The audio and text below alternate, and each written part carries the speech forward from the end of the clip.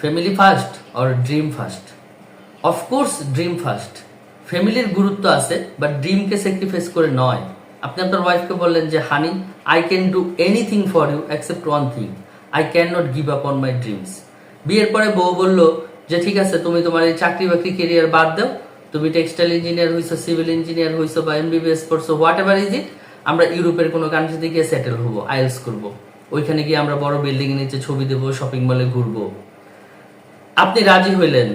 অনেক ছেলেপেলে আছে বিয়ের পরে এরকম বউয়ের পিছে পিছে বিড়ালের মতন চলে যায় বিদেশ, বা ওয়াইফ যেটা চায় সে সেটাই করে।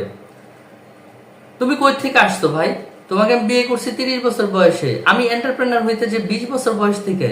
তোমার সাথে দেখা হওয়ার আগে থেকে আমি এন্টারপ্রেনার হইতে চাই, তোমার সাথে দেখা হওয়ার আগে থেকে আমি ইঞ্জিনিয়ারিং কোর্সে ভর্তি হয়েছি, তুমি এর সাথে দেখা হওয়ার আগে থেকে আমার এই ক্যারিয়ার প্ল্যান আছে, আমার ভিশন আছে। আই ক্যান নট স্যাক্রিফাইস মানে মাই ড্রিম ফর ইউ। আমি 22 বছর বয়স থেকে বিজনেসম্যান হইতে চাই, আমি 24 বছর বয়স থেকে এন্টারপ্রেনার হইতে চাই, আমি একজন engineer by heart and soul. আমার একটা গোল আছে, আমি সিইও হব, ইডি হব, জিএম হব, আমি একটা কোম্পানির ওনার হব। I have a very specific goal. So সেই গোল মাঝপথে তোমার সাথে দেখা হয়েছে, বিয়ে হয়েছে, সংসার করছি, এই জন্য আমি আমার সেই গোল স্যাক্রিফাইস করে এখন তুমি বিদেশ চলে যাবে, আমি তোমার পিছনে বিদেশ চলে যাব। তুমি সরকারি চাকরি করবা, আমি এই চাকরি বাদ দিয়ে সরকারি চাকরি করবো।